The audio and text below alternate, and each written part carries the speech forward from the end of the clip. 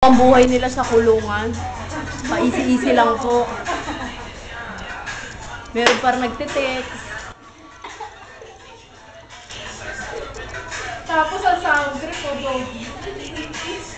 Si Alo dyan, lagi nagsusulat, hindi napapagod. Nakapaguran magsulat. Grabe ah. Parang gusto ko na siya tulungan sa sobrang dami na sinusulat niya. Zombie na napakaingay.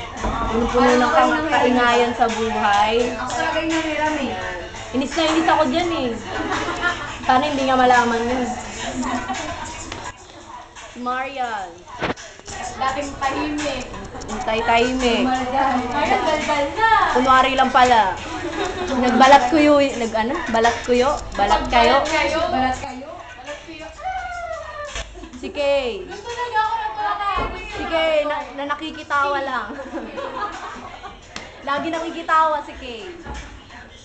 Ako si Danica. Gusto mo makiyak na. Kampay ko. Danica. Sobrang matampuhin. Ayan, nagtatampo na naman. Si Muso, si Aibag. Si si Braso, si Puwet. Lahat. Siya na lahat. Yan. Yan sila yan. Ha? Si Precious. Yan. Shoes. Precious. Yun, napakadumi niya. At, joke lang. Si ate. Dito nagtatapos ang kwento. Paano ba ito i-stop? Pipindutin ko na lahat ah. Yung ano? Gitna? Ito? Oo, yan. Ito?